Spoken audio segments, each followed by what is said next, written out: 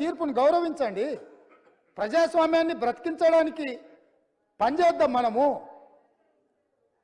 మీకేం వయసు అయిపోలే కదా, ఉంది కదా, ఇంకా ముందల ఏమన్నా ఉండొచ్చు కదా. ఎందుకంత ఆత్రపడుతుర్రు? ఆ ఒక్కని కోసం వీళ్ళందరినీ బలిచ్చేటట్టుర్రు. సన్ స్ట్రోక్ అంటారు కదా అధ్యక్ష ఇంగ్లీష్లో. అట్లాంటి పరిస్థితి ఈ రాష్ట్రానికి తగలొద్దని మీ ద్వారా అన్ని విషయాలు దాదాపుగా నేను ప్రస్తావించినానే అనుకుంటున్నాను. సభ్యులు ఏదైనా అడిగిన విషయాలు ఇంకా ఉంటే కూడా అవసరం అనుకుంటే వాళ్ళను ఈ సమావేశాలు పూర్తి కాగానే పార్టీ పరంగా ఇటు మా మిత్రులు భారతీయ జనతా పార్టీ శాసనసభ్యులు వాళ్ళు కూడా ప్రజలు ఎన్నుకుంటేనే, ప్రజల అభిప్రాయం ప్రజలు ఎన్నుకుంటేనే ఇక్కడికి వచ్చిండ్రు.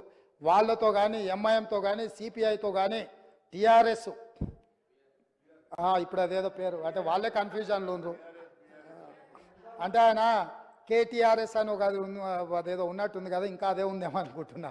మార్పు రాలేదు, అది కూడా మార్పు రావాలి కదా. సో అందుకోసమని ఎవరికైనా మేము అందుబాటులో ఉంటాము. మేము మీకోసము, ప్రజల కోసము, ప్రజల సమస్యలు మీరు ఏం తీసుకొచ్చినా వింటాము. మాకు మనసు ఉంది, ఈ ప్రభుత్వం మనసున్న ప్రభుత్వము, మేము బాధ్యతతో వ్యవహరిస్తాము. ఇక్కడ వివరణ ఇచ్చింది ఒకవేళ ఇంకా మీరు ఆశించినా రాబోయే చర్చలలో మిగతా విషయాలు మాట్లాడదాం. ప్రభుత్వంలో ఎప్పుడైనా సచివాలయంలో నేను అందుబాటులో